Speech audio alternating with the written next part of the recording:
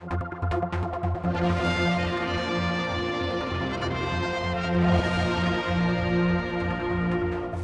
move on to item 5, and this item has not completed 6 weeks on the register of business. Is the court content for this to be taken at this sitting? Agreed. Thank you, honourable members. Item 5 will therefore be taken today. I would just remind honourable members that the scope of this debate is defined by the motion on the order paper and by the report which has been presented by the committee. The debate must be relevant to the report. Also, the names of officers do not appear in the report and they should not be used by honourable members in this debate. I call on the honourable Lorder to move item 5. Thank you, Mr. President. When I show visitors around legislative buildings, I usually explain that the people who sit in these seats make laws. One of the hardest questions to answer is, so who makes the rules for the people who sit in these seats? The answer, of course, is that we do. Within parliamentary proceedings, we have a very broad scope for freedom of speech and cannot be brought before a court for defamation. With this great power comes great responsibility. We therefore have to regulate our own behaviour, and we do this under our own standing orders, in which the ultimate sanction that can be imposed by this court is suspension. Outside of parliamentary proceedings, we are of course bound by the same laws as everybody else. However, unlike other parliaments, we have deliberately extended our own rules to cover behaviour outside proceedings, again with the ultimate sanction being suspension. This is a central principle of our parliamentary practice. We regulate our own behaviour. It is one of the hardest things that we have to do. If we do it right, it goes unnoticed. If we get it wrong, we know this will damage the reputation of our Parliament and ultimately the Isle of Man. We introduced required standards of conduct for members in 2016 and added a further code of conduct in 2017. We also introduced a practice whereby members formally sign up to both of those documents as part of their swearing-in ceremony. Our required standards and code of conduct are clear and wide-ranging. The required standards document is mainly about members' relationships with other people, with each other, with officers and with the public. It also includes a policy on bullying and harassment. The Code of Conduct covers a number of other issues. It incorporates the 7 Nolan principles of selflessness, integrity, objectivity, accountability, openness, honesty and leadership. It sets out standards of probity in financial matters and in the handling of information. And it enshrines the particular role of the Tynwald Standards and Members' Interest Committee in upholding the Code. This then was the context in which we found ourselves when we received a letter of referral from the Chief Minister shortly after the November 2022 sitting of this Honourable Court. In his letter, the Chief Minister asked us to consider whether there had been any breaches of the required standards and code of conduct by 5 particular members between the 16th of September 2022 and the 15th of November 2022. The 5 members were Miss August Hanson, Mr Callister, Mr Cannon himself, Miss Farragher and Dr Hayward. Now, Mr President, although we had inherited a clear set of standards had a small amount of previous cases to look at, we quickly found that our procedures were not particularly well documented. So we decided at an early stage to issue guidance on the procedures we intended to follow. That guidance was published on the 8th of December 2022. It is available to all honourable members and to the public on the committee's website. It is a constantly evolving document and we intend to report more fully on process and practice at a future sitting. Within our guidance, we made provision for trying to resolve matters informally. With the present case, we did try to do that, but the attempt failed. We then decided that a formal investigation would be needed. Under the circumstances, we decided that the best way to do this would be to commission an independent investigating officer. The person we commissioned was Dr. Mark Egan. He had been a staff manager for over 20 years and has extensive experience of dealing with difficult situations, including managing poor performance, grievance issues and allegations of bullying and harassment. As a former greffier of the States of Jersey, the Jersey equivalent of the Clerk of Tynwald, he is familiar with the types of issues and pressures faced by parliamentarians in a Crown dependency. At the same time, he is not so close to the Isle of Man as to have any real or perceived conflicts of interest. It is hard to imagine anyone better placed to do this investigation. Dr Egan was commissioned on the 12th of December 2022. On the same day, one of the 5 members named in the Chief Minister's letter, Mr Callister, decided to go to Manx Radio and appear on the Manning Line, during which he discussed this inquiry. That prompted a further referral to us, alleging that comments made by Mr Callister during the programme amounted to a breach of standards. We decided not to refer this allegation to Dr Egan. Instead, we decided to examine that allegation ourselves. Mr President, the procedures followed by both Dr Egan and the committee have enabled everyone to have their say. In terms of Dr Egan's process, after he had heard from everyone, he produced a redacted version of his report, containing only the factual basis he intended to rely on. All 5 of the members under investigation were given the opportunity to comment on the factual basis. Dr Egan made a number of adjustments in response to their comments. Dr Egan then added his findings back into the report before submitting it to us. When we had considered Dr Egan's report and considered for ourselves the issues around Mr Callister's Manning Line interview, we wrote to the 5 members. We told them what we were minded to say in our report to Tynwald and gave them the opportunity to provide any new information. Then again, once we had produced our own report, we sent it in draft to the 2 members who were criticised, and we asked them what they would like us to include in our report. In summary, Mr President, the report which we are now asking this Honourable Court to receive is the product of a lengthy and painstaking process. We believe that it was a fair process, which has enabled us to reach fair conclusions on the standards issues which have arisen.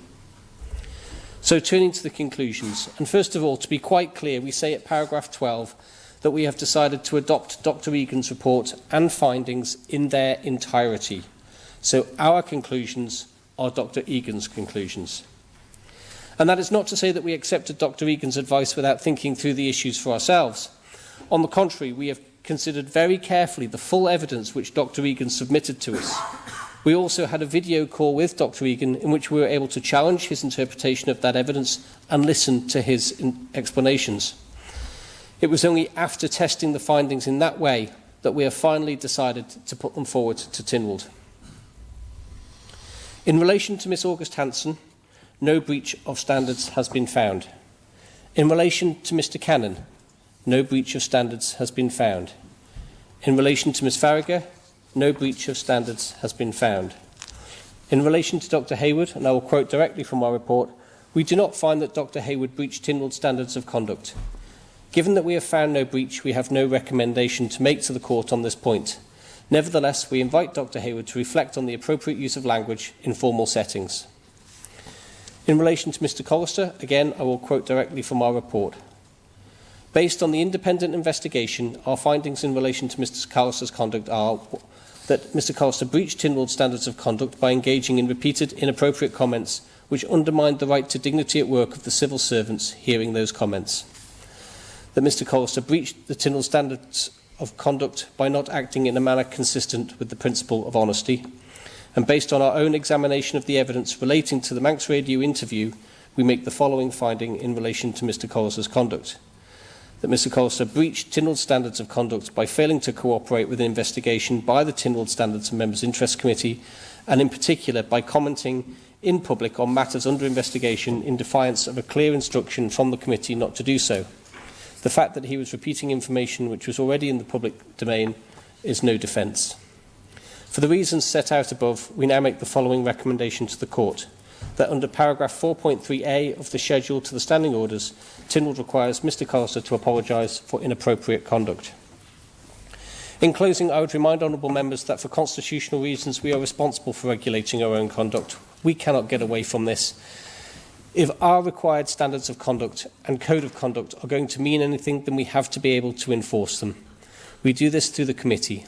In this latest case, the committee has sought to perform its enforcement function in the fairest and most impartial manner that it could devise, whilst not shirking the responsibility of making the difficult decisions where this was necessary.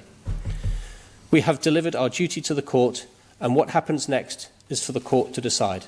I beg to move. Call on the honourable member, Mr Crookall. Thank you, Mr President. I beg to second and reserve my remarks. Call on the honourable member, Dr Hayward. Thank you, Mr President. I wish to thank the Tynwald Standards and Members' Interest Committee for their report into this matter.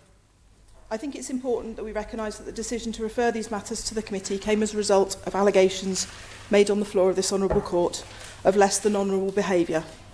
I was one of the targets of those allegations in regards to bullying and for having behavioural problems. Therefore, I welcome the report from the committee. The independent external investigator appointed by the committee took both written and oral evidence from everyone involved. He found that no evidence was presented to substantiate any of the allegations that had been levelled at myself or other honourable members. There was no evidence that I or other departmental members engaged in bullying behaviours, nor that we'd been unsupportive or uncooperative. We had not breached the Tynwald members' code of conduct, as would clearly been the case if the allegations had been justified. The real value in commissioning an independent report has already been commented on in this court today about other matters. The value of an independent report is that you can have confidence in the findings are not skewed by pre-existing relationships, past history, or suited to the agenda of one party. I appreciate the detailed and thorough work that was needed from the committee and the investigating officer to get us to this point.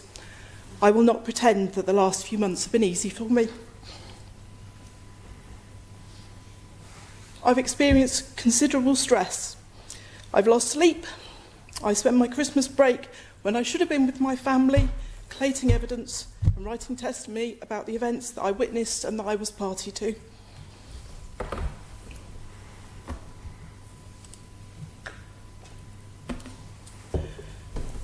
I felt isolated from some of my Tynwald colleagues as we were under instructions not to talk about events while investigation was underway. This is a small workplace, and I have felt the relationships shift since the process got underway. The distraction of dealing with these unfounded allegations has been enormous. Throughout this time, I've continued to support my constituents and to carry on my parliamentary and departmental work, but it has been tough. I'd like to recognise the stress and the negative impacts that have also been experienced by others caught up in this situation. All of the witnesses to each of the incidents I reported were interviewed and testimonies cross-checked. None of the incidents we reported happened in isolation. There were witnesses, contemporary notes, and the investigating officer ensured that he was satisfied the events reported to him had actually occurred. There was no he said, she said situation in any of this.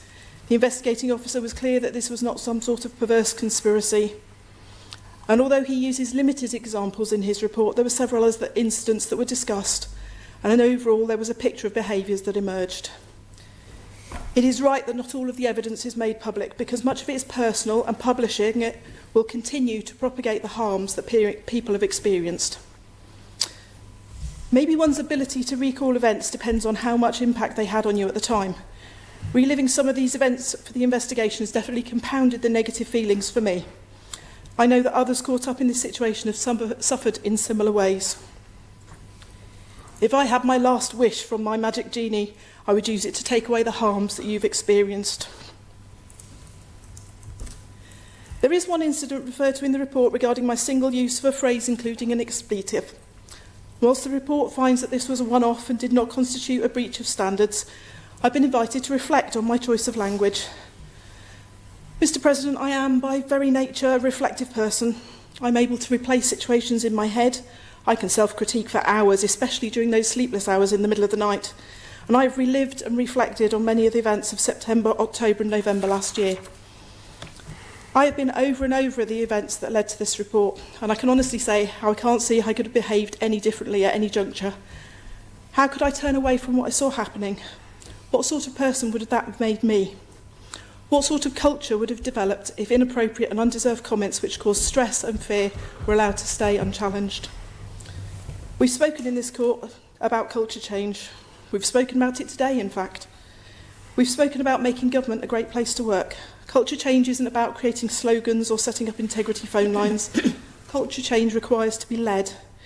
It requires those of us in positions of responsibility to challenge and call out behaviour that creates an unhealthy culture within our areas of influence. Perhaps something this court could give consideration to is how do members raise such matters? What could I have done differently that would have allowed me to act according to my conscience and to protect my integrity? What would you have done faced with a similar situation? Would you have turned away just to have a quiet life? Although I've not been required by the committee to give this court an apology, I should nonetheless like to accept responsibility for my poor choice of phrase on the occasion referred to in the report. I have a much larger vocabulary than the report implies, and I chose inappropriately for the recipient, the situation and the audience. At no point in time did I intend to undermine anyone's dignity in the workplace, but I accept that my unplanned retort to an insult directed at me could have had that effect, and for that I am deeply sorry. And I apologise without any reservation at all for any hurt that I've caused. As I've already communicated to the committee, I've undertaken to reflect on my choice of language. So, despite the catcoethes to parwobble regarding the ipsy-dixits that are quiddling honourable members, and before I had been accused of sparkling, I will instead thank the committee and this honourable court for tolerating with me this afternoon. Go on, the honourable member, Miss Edge.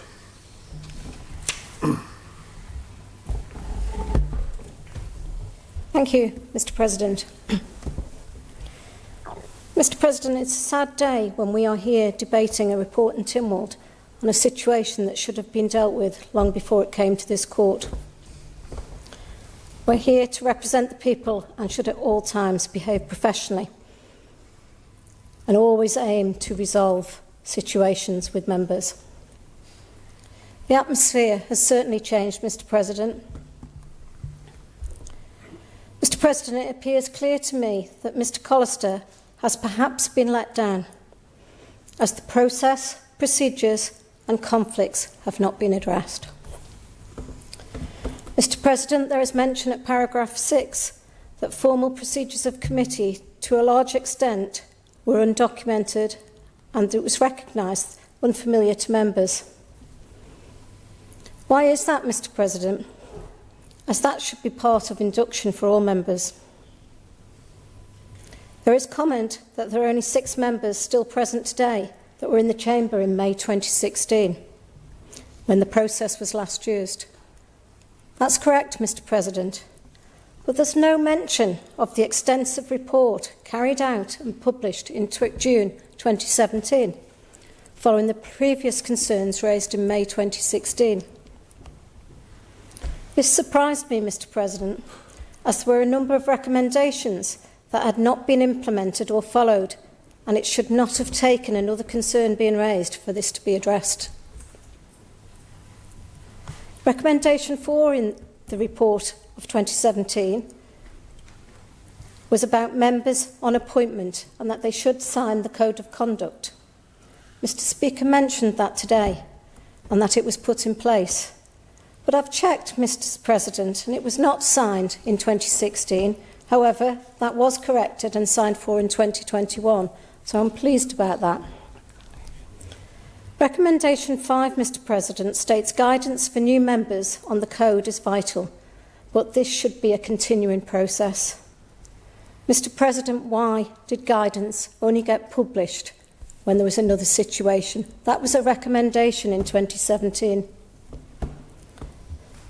I query why recommendation 8 of the June 2017 report has not been utilised in this particular case. Mr. President, it states, the Ombudsman, if required, and that's our Tynwald Commissioner now, could be used as an investigator and reporter to the Committee of Facts. However, the committee should remain in charge of the process at all times. Why have we ignored a recommendation that was there in 2017 and gone straight to an independent investigation? It appears that that's perhaps been another report that has sat on a shelf until we have another issue. It states at point 6 the 6 members are in this honourable court when the original case was before it. However, it fails to state the number of people in this court today that were present when those recommendations in 2017 were debated on and voted through. I have a letter here, Mr. President, that I sent to the committee. It concerns me, Mr. President, the previous concerns raised with that committee were probably as significant and they were not dealt with. I was advised, and to quote, I would earnestly encourage you to put the matter behind you. I was also advised that a report would only be produced in extremist cases. If that letter would have been addressed at that time, we wouldn't be where we are today. I really do feel that Mr. Callister has been let down. The system of this Parliament and the responses that I received from the Tynwald Standards and Members' Interest Committee does not, nor indeed should it, work on the same lines as a normal employment disciplinary process or hearing.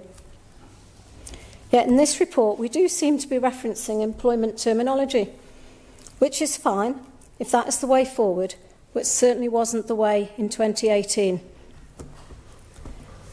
I am concerned, as at point 27 of the report, it states the civil servants had not seen inappropriate behaviour from Mr. Callister. So where did this behaviour take place? Perhaps, Mr. President, if we had all seen all of the evidence that had been gathered, I may have that answer. Hear, hear. To call a politician dishonest on the evidence I have before me falls short. The report appears to have hearsay evidence and a lot of he said, she said. The civil service don't appear to have followed any of their own procedures. There's processes in place for civil servants to raise concerns about politicians. There's no evidence in the report of a grievance being raised or using the fairness at work process. I would have expected that to happen, and I would have expected any member of staff approaching a politician to be advised of what procedures were in place for them as a civil servant and how to address those concerns. I don't agree, Mr. President, that honourable members have then taken that civil servant's complaint forward. There's a process, it should be followed. And that's no disrespect to any of the civil servants involved in this. But again, do our civil servants not know what procedures and policies are in place for them to utilise? And that's really important for all of us, because they should.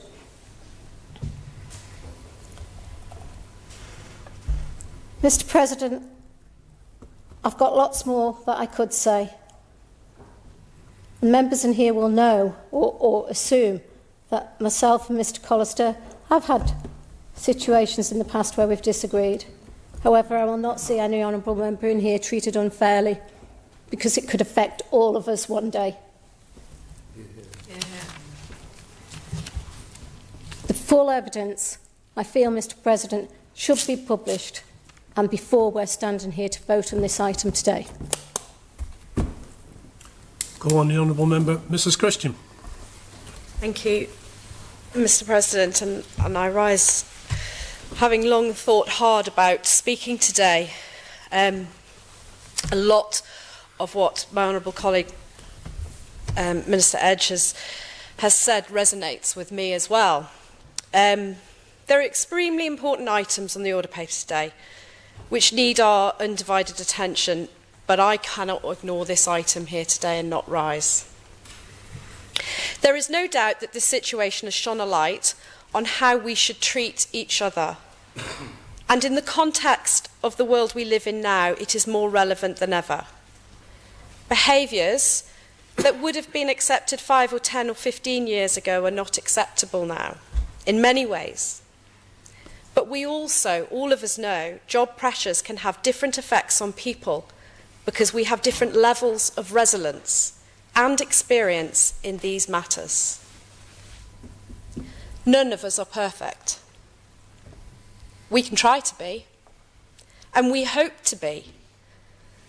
But I don't believe that we wake up in the morning and set out to be either dishonest or undermine the right to dignity at work.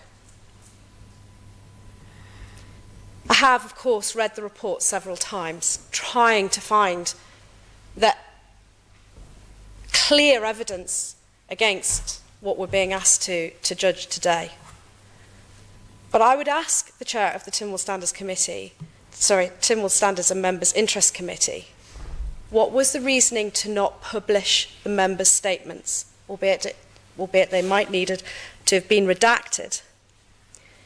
You said in your speech, Mr. Speaker, and chair of the committee, everyone has had their say. But why are we not allowed to see what they said?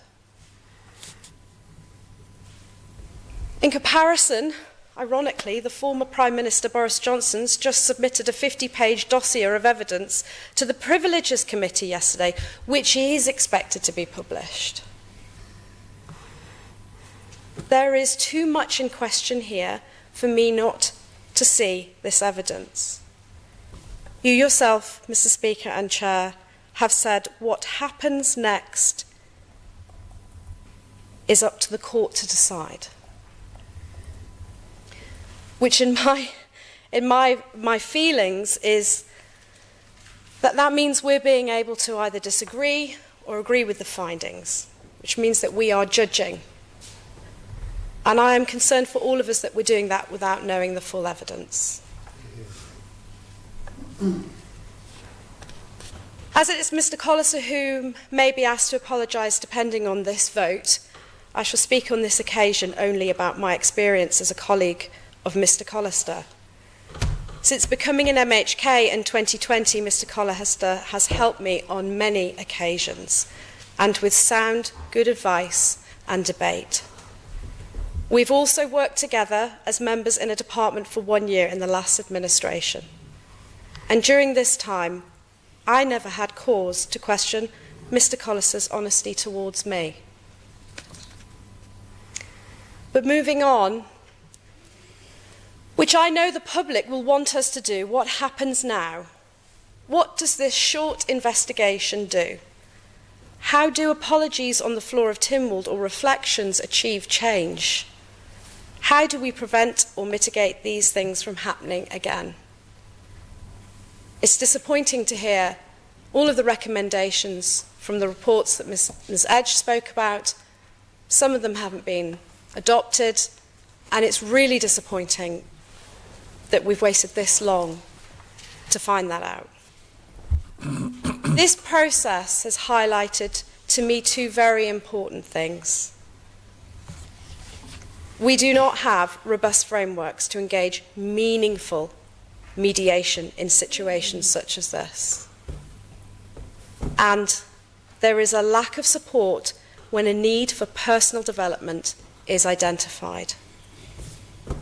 And therefore I ask the chair of the committee, do they have any future plans to complete research and make more recommendations with regards to this, to resolve these issues, to indeed address them, and to make sure that this doesn't happen again? Because I know I don't want to stand here and watch this again, ever. Thank you, Mr. President. On the honourable member, Mr. Wannenberg. Thank you, Mr. President. I wasn't going to speak today, but I'm deeply uncomfortable with what I've seen and what I've heard.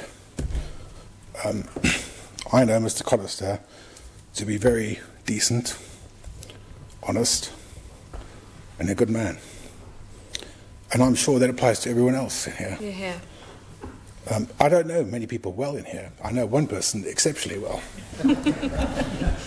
And I'd be very surprised if he disagreed with me. We are here to make things better for everyone. And to see a man broken upsets me. On the honourable member, Mr. Ashford. Thank you very much, Mr. President. I will keep my remarks very brief. It's always difficult when a report such as this comes forward. There's never any winners out of something like this. But I think one of the big lessons from this, and it's following on from the Honourable Member for Douglas South, Mrs Christian, is the way that what is released into the public domain is not necessarily what everyone has provided. As they say with things like this, there is always two sides to every story, and the truth is always normally, as the old phrase goes, lies somewhere in the middle. And I think it is important that one of the things that's considered by the committee in the future is, as Mrs Christian has said, being able to provide that evidence, redacted if necessary, so that officers and so on aren't named, but so people can actually see the evidence it's based on and make a judgment for themselves. The example that's being given by Mrs Christian is what we're seeing across the water in the UK in relation to the former Prime Minister. His 50-page dossier has now been published and is being crawled all over by all the media outlets as to what he's actually said.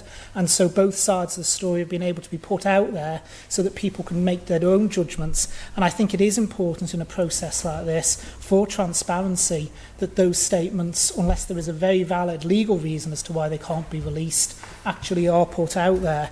I just wanted to put on record, I've known Mr Callister a long time. I remember when he started on Onken Commissioners many moons ago now, when I was on Douglas Council, and we've worked together both at a local authority level and at a national level, and I have always found him to be an honest individual, an upfront individual, and someone who deeply cares about the people of this island. Most of my family lives in his constituency of Onken, and I know from people I speak to in Onken how much of a highly valued MHK he is, how a good local representative he is. And in fact, you only have to look at all the things he's posting up on social media as to the various things that he does to actually feel quite dizzy with the amount of work that Mr Callister actually does out there in the community. So it does deeply sadden me today that we have this report in front of us. And I've always found him to be an upfront and honest individual. But like I say, there is never any winners in a process like this. But I hope that Mr Speaker and the committee will take on board that I think for future processes there needs to be that transparency so that everyone can make sure that their views are out there, even, like I say, if it needs to be redacted. Well, the Honourable Member, Mr Hooper. Thank you very much, Mr President. Like others, I wasn't planning on speaking, but I feel it's only right that when we talk in this honourable court about people who aren't here to speak for themselves, that actually someone is able to speak on their behalf. I've known Mr Callister a while, commissioners together, I think, back in the day, I suppose. It makes me feel like an old hand, doesn't it, Mr President? And I would actually echo some of the things that Mr Ashford has said. I've always found him to be generally honest and upstanding and actually quite a decent MHK all round. But we're not talking about that. What we're talking about is a specific series of events that happened under a specific set of circumstances, and that is, I think, really important to bear in mind. And as to why perhaps some of this information isn't included by the committee, I think I can understand it. In this case, the DHSC is a very small department, so even redacting it will be very clearly identifiable who these individuals are. We've seen this morning with the RSE report, which has been released redacted, but still manages to identify, so for example, a head teacher. We know who the head teacher is. You can redact that information as much as you like. You're not getting away from the fact that in a small place, you will always be able to identify individuals. And I think the thing that members seem to have missed is some of the I want to use the word fear, I think. Even now, having this debate now, staff in my department are still afraid of repercussions, of consequences as a result of this investigation, as a result of this debate. And that is fundamentally wrong. And so to stand here and hear people say that we cannot accept testimony of an independent investigator because we haven't seen the individual staff comments and their names on the front page, that to me is dangerous, because we have staff who are being deeply affected by this. As to why they didn't use whatever processes currently exist, it's the same reason. Who puts their head above the parapet?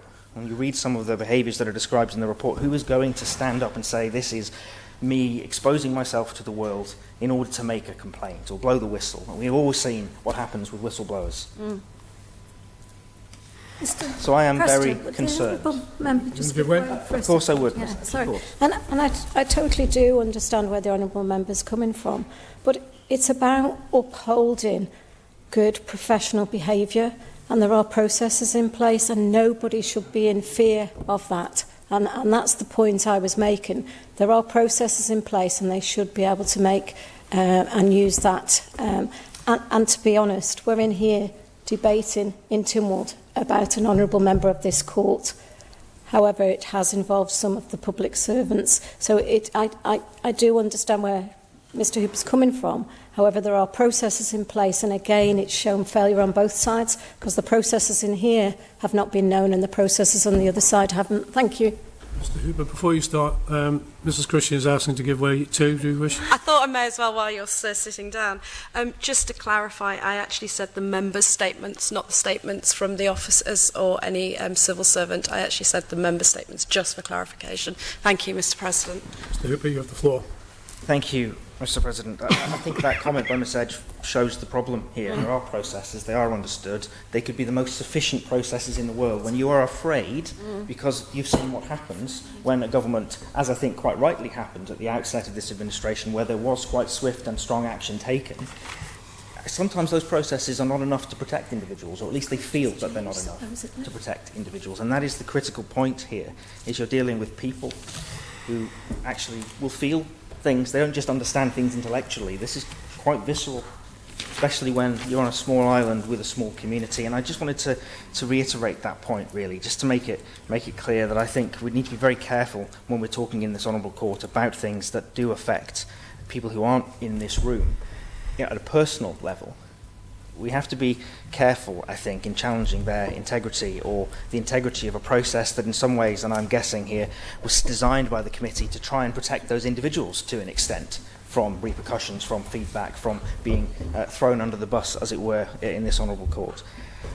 And so whilst I can't speak to the period of time in question, I can speak to the aftermath of the period of time in question, and I can assure members of this honourable court that we are still feeling the consequences of this short period inside the department. Staff are still feeling the consequences of this short period, and I appreciate that it's very hard for me to say, it's very hard for us, I think, to hear, but the reality is whatever process we've gone through, whatever happens as a result of today's vote, I think we have to be very conscious that we can't look back and try and sometimes blame what we think of as a process, because it doesn't perhaps produce an outcome that we wanted, or wasn't done in the way that we would have done it ourselves. Ultimately, we have to, I think, as Ms Edge says, to be fair, trust the process to an extent, and trust the committee to have done their job in as impartial and independent way as possible, whilst I think trying to protect as far as they can everyone concerned. So I'm trying not to comment on the report itself, but really I just wanted to lay that marker down, really, that says just because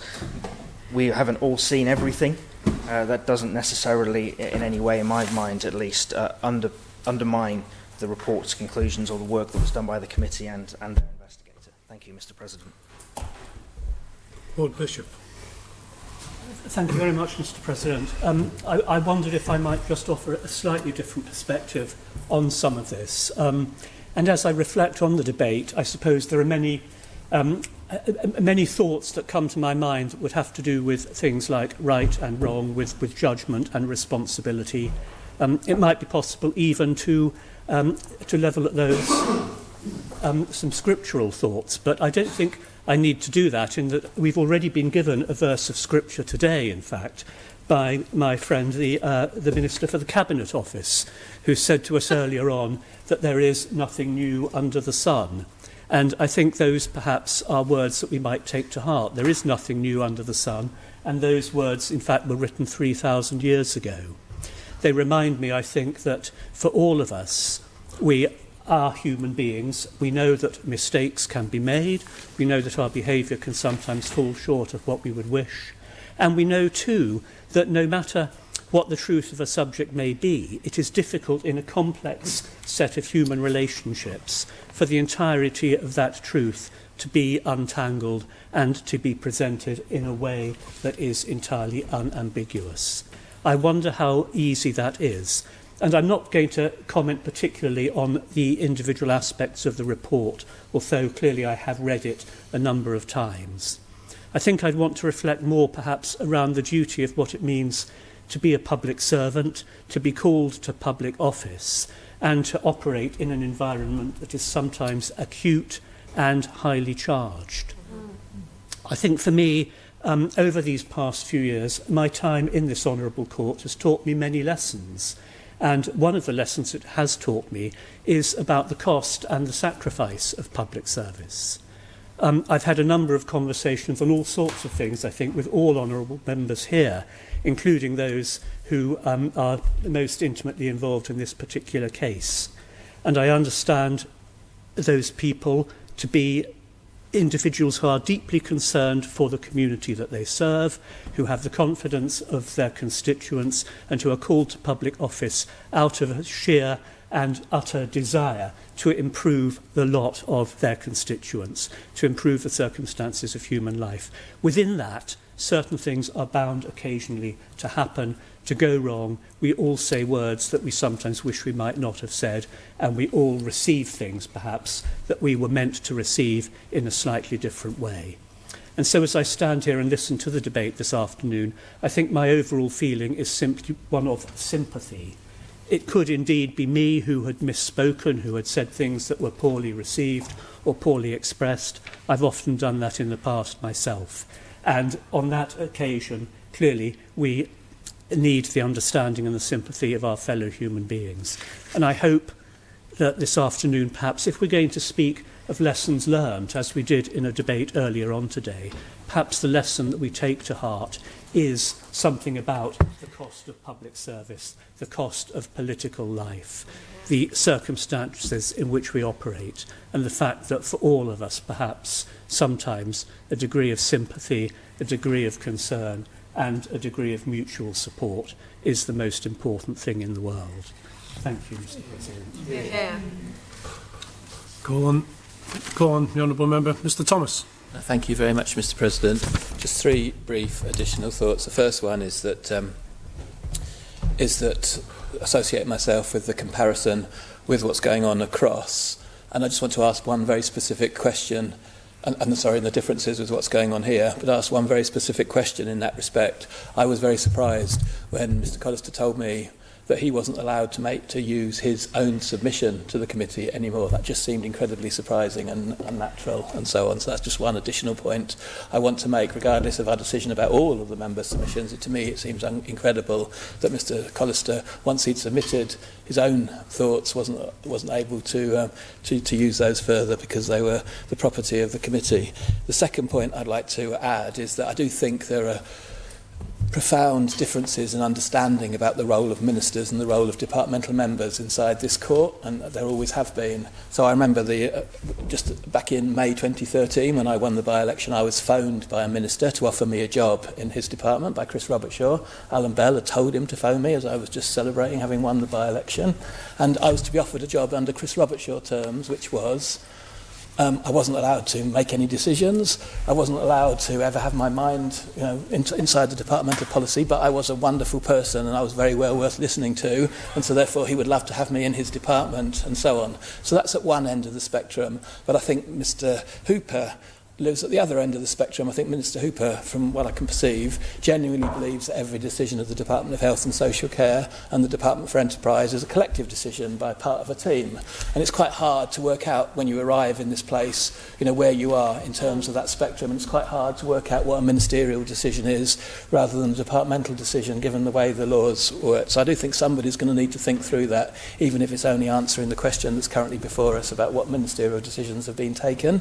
And then the third brief points I want to make, as one of the four sitting down here and the six who was in this place back in 2017 and indeed in 2016, because it was actually my motion that caused that committee to report in 2017.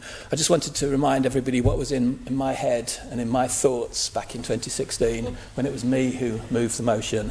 It was basically that as the person responsible for local authorities, I'd been receiving evidence about what was going on inside commissioners that was very hard to resolve, and something needed to be done. Nobody could tell me exactly what needed to be done, but it was up to me to think about something about the relationships between commissioners and clerks in the local authorities. And in parallel, there were certain politicians who had the habit, apparently, inside certain departments of, especially before elections, bullying officers to make certain decisions. That was what was told to me as an enthusiastic new person, and so they were the two issues that were in my head as I came to move that motion that led to the report.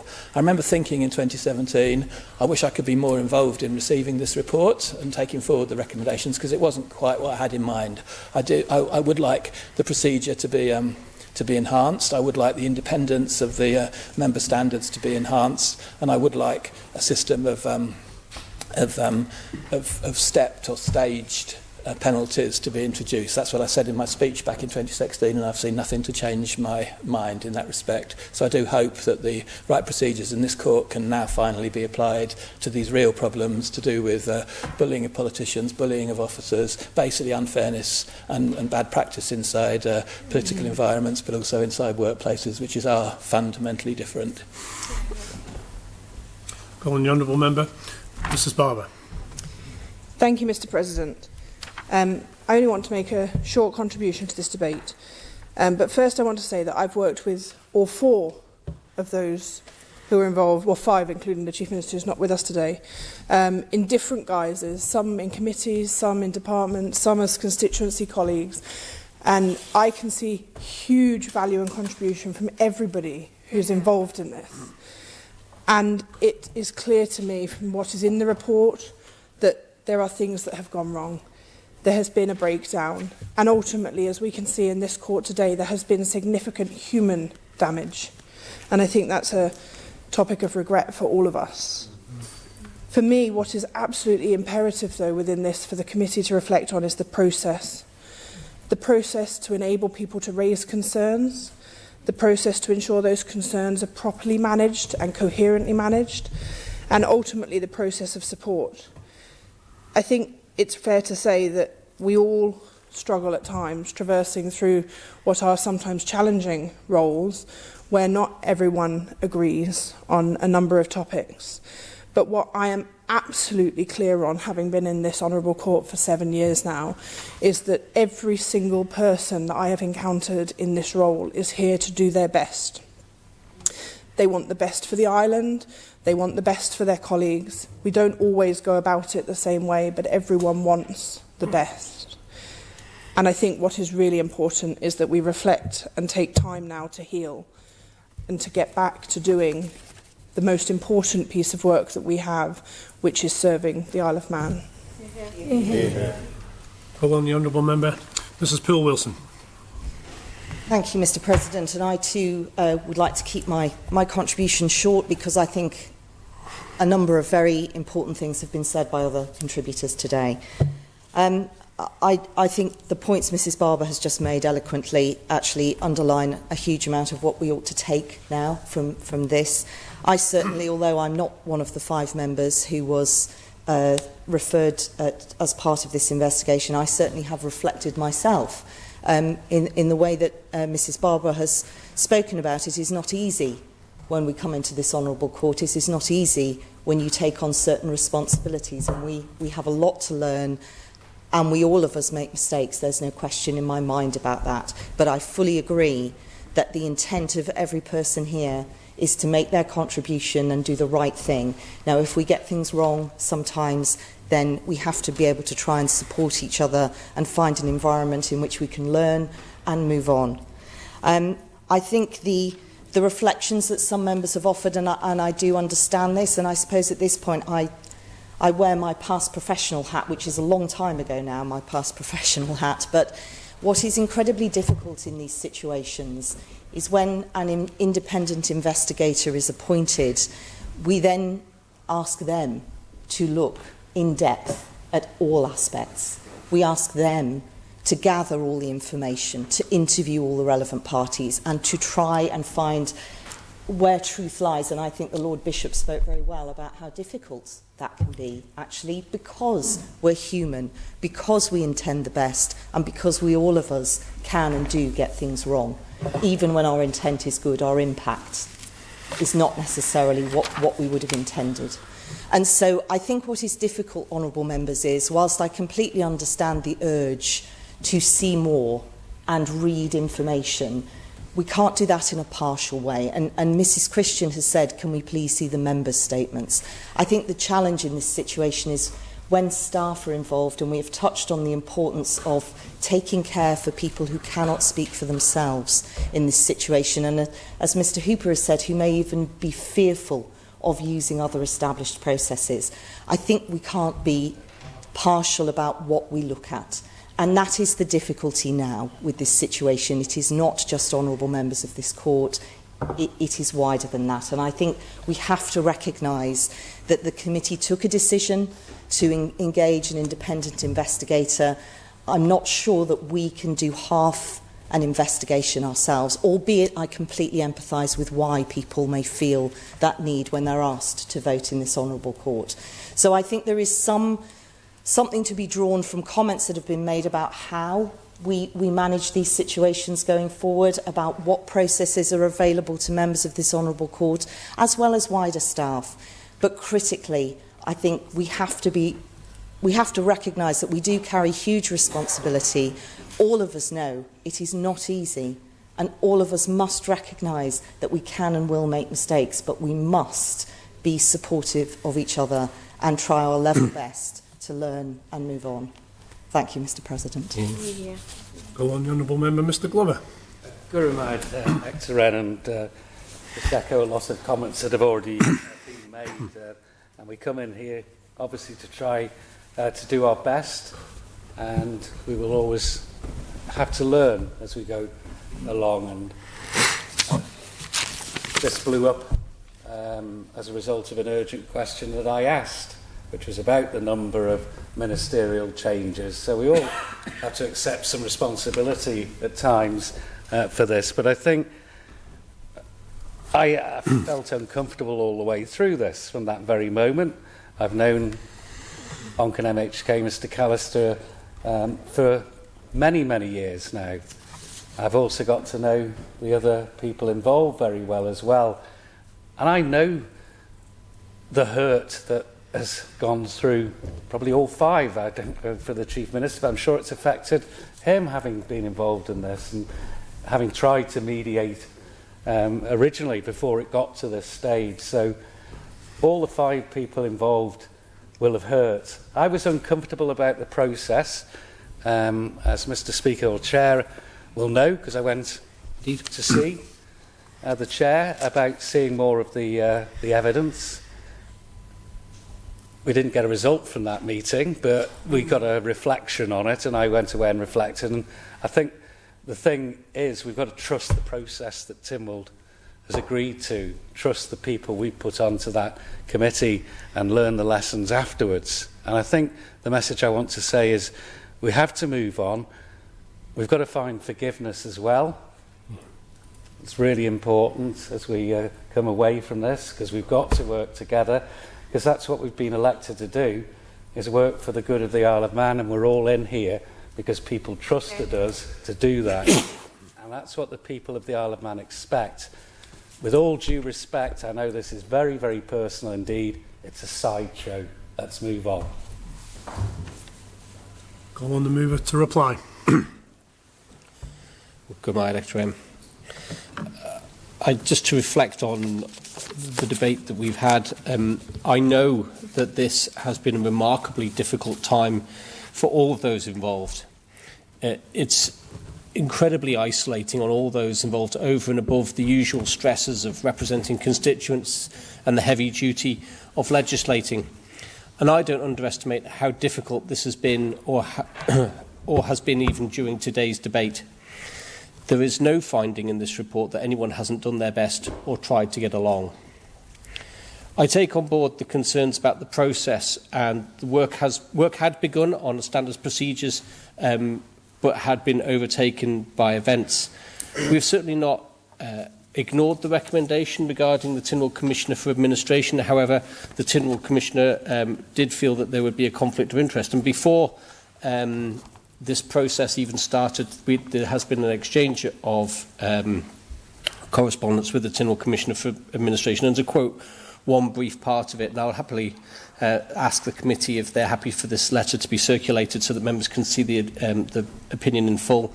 Of rather more, and this is the quote, of rather more concern is the fact that giving the Commissioner a power, albeit at Tynwald's behest, to investigate the conduct of members themselves could significantly change the dynamics of the relationship between the Commissioner and members, and goes on to explain why she felt that that would be inappropriate in her role. So it wasn't that the matter was ignored, it was the fact that, and I appreciate that the member wouldn't have known about this correspondence, and again I will certainly ask the committee to see if that can be circulated in full. Also, there's a discussion about the Prime Minister's dossier, which has gone in the UK, and notwithstanding the differences in our jurisdiction, the Prime Minister's dossier is not 50 pages of previously unpublished documents. I'm advised that it's a 50-page statement by the Prime Minister, which refers to many documents, not all of which are published, and our equivalent was publishing Mr Callister's response in Appendices 4 and 5 of our report. Coming back to another important point that's been raised quite a few times around the Chamber, about the processes available for civil servants.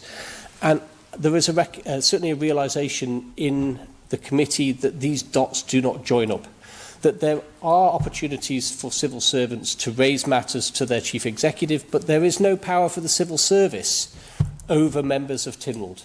And that's a matter of the way that our constitution is founded, but also something that the committee has identified the potential need to address going forward, and finding a way of joining the dots between those two systems to make sure that members of Tynwald can be held accountable for their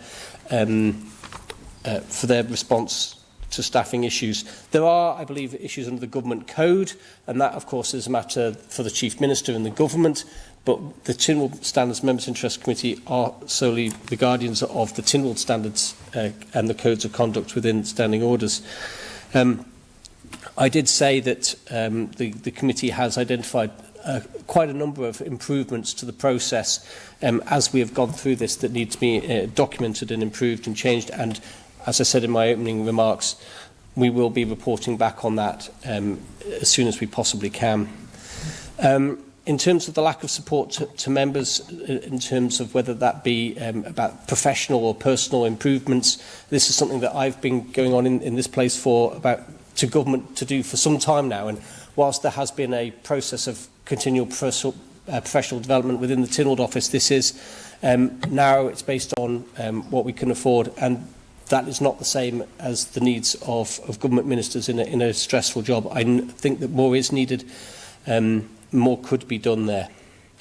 Again, there are lots of political and other decisions that go around this that are not the remit of the Tynwald Standards and Members' Interests Committee, but would be, for which we hadn't, if you think we hadn't talked about them, that would be wrong. But again, in terms of what we report on, we must be careful to stick within our brief.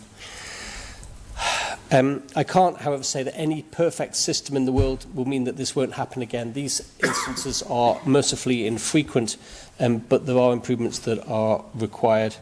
And there have been calls for the members' statements to be published, and I commend Mr Hooper for his comments, which have underpinned the committee's response, because when it comes to the question about why didn't you publish all the evidence, or even just the members' evidence, or even allow all of the evidence of one party to be published, the committee gave an inordinate amount of consideration to this. It was not a decision that was taken lightly. And only by reading it would you know that we have done it this way to protect the identity of the civil servants involved. Even if we had redacted names, it would have been possible to work out who they are. The civil servants cooperated fully with this investigation, were completely open with the investigating officer, Dr. Egan, and we want to support that level of openness of staff with investigating officers. If evidence of this kind were to be published or even made available to all members of Tynwald, I think the committee believes it would have a chilling effect on future investigations. We would not be able to expect the same kind of cooperation in the future, and it would, in our opinion, leave any prospect of whistleblowing in absolute tatters. So that is our fundamental reason for not doing that. A lot of the documentary evidence provided relevant context, but it was not critical to the standards issues that were engaged. In addition, and perhaps more peripherally to the findings that were made, some of the documents submitted were subject to legal professional privilege, some were confidential council ministers' papers, and these were all seen by Dr. Egan, were all seen by the clerk of the committee, but not by the members of the committee, because it was felt that it would be inappropriate, certainly, to consider the legal professional privilege documents and the council ministers' papers, which, in the opinion of both the clerk and Dr. Egan, were not core to the findings, or substantiating the findings that came before us. That was, I think, important. And we have asked a very experienced professional to do this work, independent, someone who has integrity, and he's presented a report for members and public with his findings and has included the evidence that he felt was necessary to support those findings. To conclude, Ector, this has been a difficult journey, not just for the committee, but for all of those involved in this case. And I'd like to place on record my thanks to the committee and our clerk for the extensive and diligent work that has been done on this matter, as well as all of those members and civil servants involved who were full and open in their disclosures to the committee. This report, and before I move on, I would want to echo the comments of the Lord Bishop and others about the desire to begin a process of healing based on that common desire of public service that we all have in this court. But this report serves to highlight and reinforce the high standards that are expected of honourable members in their interactions with staff and each other inside and outside of this court. The recommendation is simple and is clear, and I hope can be endorsed by the members, and I beg to move. Now, honourable members, we come to vote on this item, item 5, as laid out on the order paper. All those in favour, please say aye. Aye. Those against, please say no. No. No. Division called.